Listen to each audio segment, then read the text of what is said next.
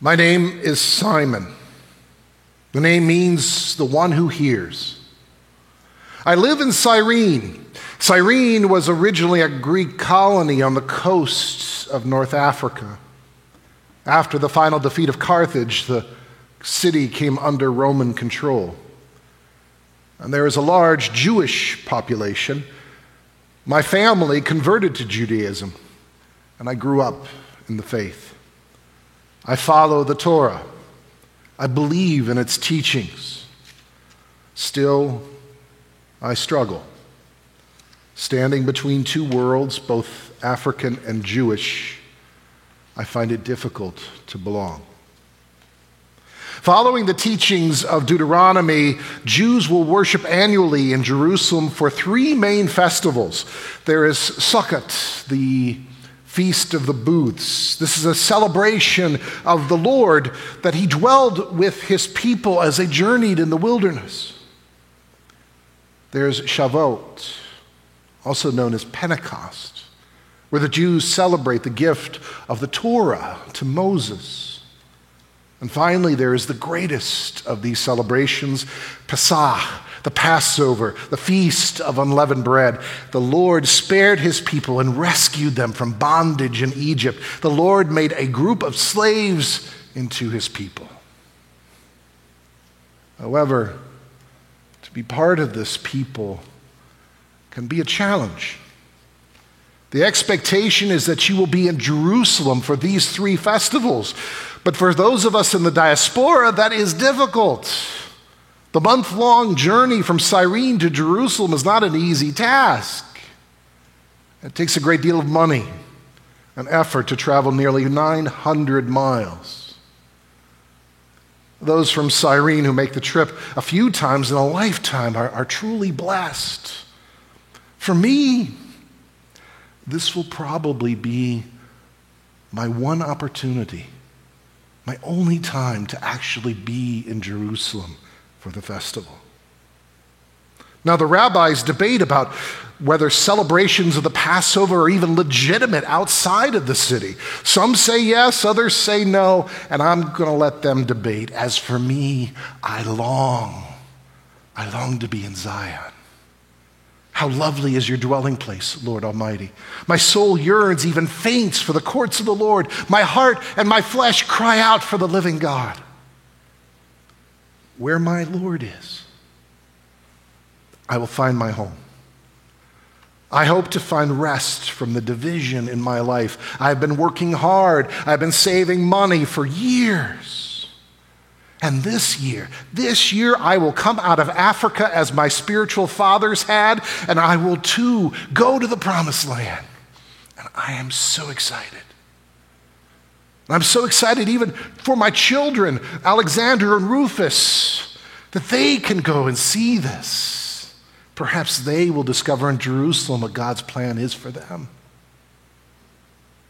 Now, in preparation for the trip, I've spoken to a number of folks in Cyrene who have made the pilgrimage to Jerusalem. One told me that Jerusalem has over 1 million people during Passover, and I thought he was exaggerating. But now that I'm here, I think his numbers are pretty accurate. Everywhere you look, you see people at their best, and yes, people at their worst.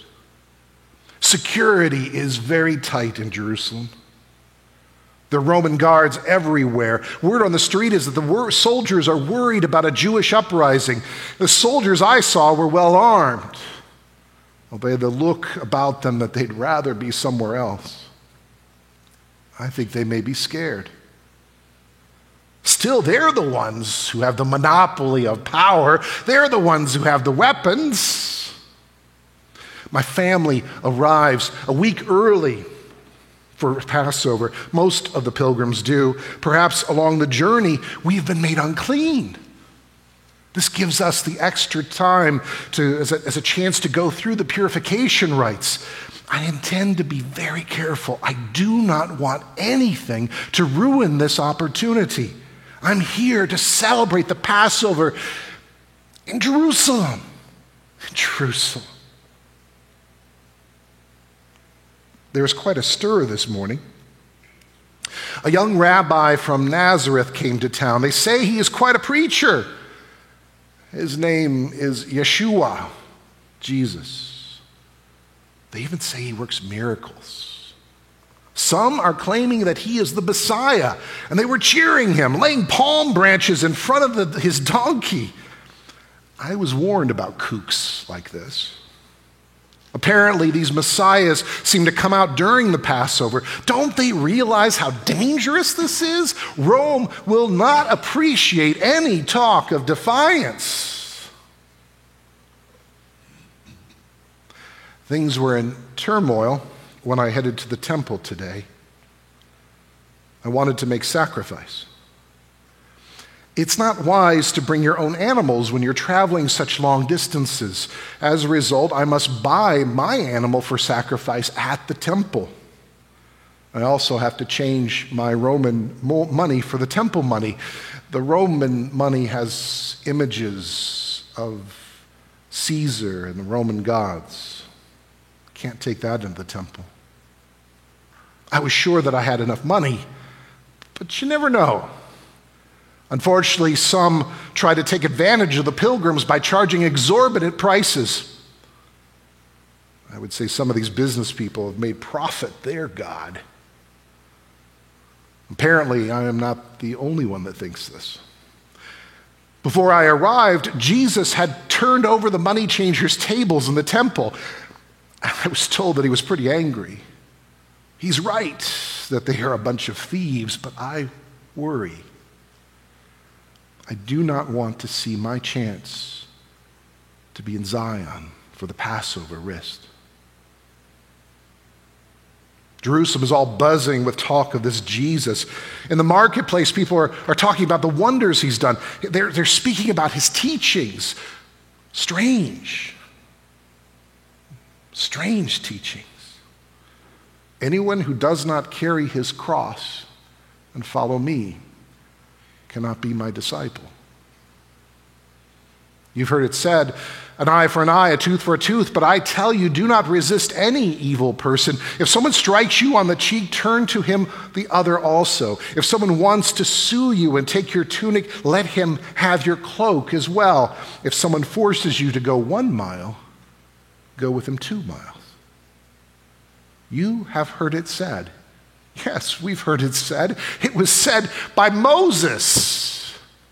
And this Jesus is putting himself as a greater authority than Moses. I'm getting a little worried. I hope things don't get out of hand. This is my only chance to celebrate the Passover here in Jerusalem. I found a habura for our family to join. Passover is often celebrated in families. However, for pilgrims, we often join with other families in a habura to celebrate the meal. Finding one is difficult. Being from North Africa and from a family of converts, our family don't look like the other Jews. Many of the Jews won't allow us to join them. Finally, we did find a group that was associated with a synagogue in Jerusalem of Cyrenians. And we celebrated the meal together. What a wonderful time. We participated in the history of our people. How is this night different from any other? We were slaves in Egypt, and we were liberated by the Lord himself. The Lord renewed his covenant with us, and we long for the Messiah, the Mashiach, to come and write a new covenant on our hearts. After the meal, we left the city gates. According to tradition, we should stay in the city for the night. We tried very hard to find accommodations in Jerusalem, but the city was teeming with pilgrims. Only those blessed with family or the very rich were going to be able to stay there. Some rabbis, sympathetic to our plight, said the Passover still was legitimate for those sleeping in the outlying areas of Jerusalem. So we pitched a tent in the countryside. And I thanked the Lord all night to be finally here. For one fleeting moment, I felt part of the nation. All the work, all the struggle had truly paid off. I was back in Jerusalem in the morning. I'd been in the city for almost a week, and I was starting to become comfortable with the streets. I explored the city, and Rome was making its show for the pilgrims, executions for the day. I couldn't tell if it was brutal entertainment or perhaps it was a show of Roman strength, or maybe a little of both. I couldn't escape it. The crowds just kept pushing in on me. As the condemned passed, each one carried the crossbeam of a cross. The main part of the cross remained outside the city as a permanent reminder of the power of Rome. Crucifixion is a brutal way to die. The nails piercing the hands and the feet, the loss of the blood, the heat of the day, the scavenger birds, the struggle to get your next breath. That's how you die. As your arms are stretched, you suffocate. That's why they break the legs usually. You push up to be able to take a breath. With your legs broken, you can't do that. You hang there, and you suffocate, and you die. This is what awaited each of the men that were paraded in front of me. One man was different. He looked as if he was wearing a laurel on his head. You know, a laurel is the ring of leaves that the Roman nobility wear. But on a closer look, these were not laurel leaves. They were thorns, twisted into a sick crown. They dug into his forehead. Blood streamed down his hair and his beard. He had been brutally beaten. His back was in shreds. And then I recognized him. This was that young rabbi, Yeshua. Someone in the crowd told me that this man faced execution because he had blasphemed the Lord. They said he would destroy the temple and in 3 days raise it up. But I couldn't understand why the Romans would even care about someone who had violated Jewish law. I mean, really, the Romans were breaking Jewish law every single day. Another said that he was condemned for planning a revolt against the Romans. Everyone had a different story. No one was really sure why this man was being executed, yet they all somehow knew that he deserved it. Were they not cheering this man a few days ago? The Roman soldiers mocked him, called him the king of the Jews. And I think that was more of an insult to us, the Jews, than necessarily even to him. And then he fell. The soldiers began to kick him. And Jesus struggled to his feet. He grabbed at the crossbeam, yet he struggled. The soldiers announced, "Our Jew king needs an entourage." And one grabbed me. "Serve your king, boy!" I refused. As his knuckles smashed into my face, he said, "That was an order."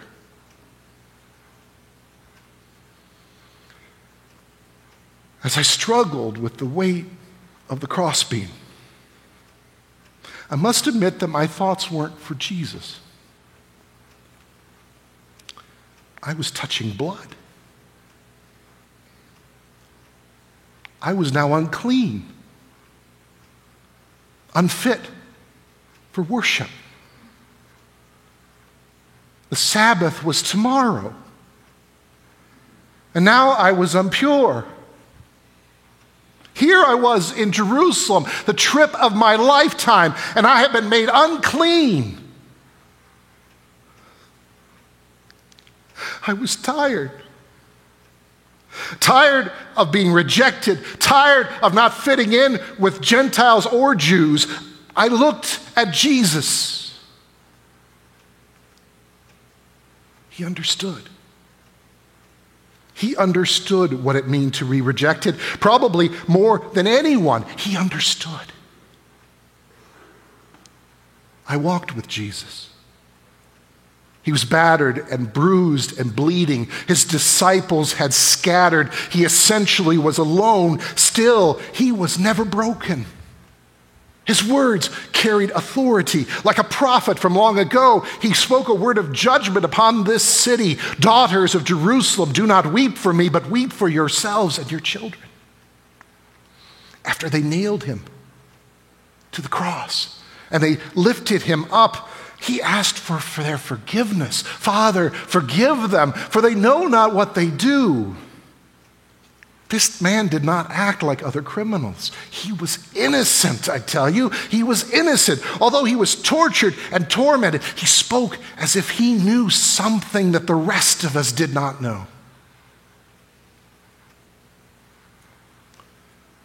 The condemned carry their crosses. Now I understand what it means to be condemned. I carried the cross behind Jesus. I followed him to Calvary.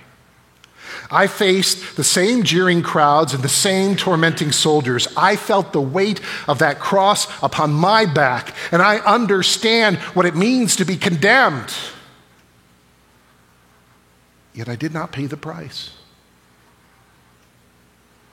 I know what it means to carry the cross. But Jesus was the one who was crucified.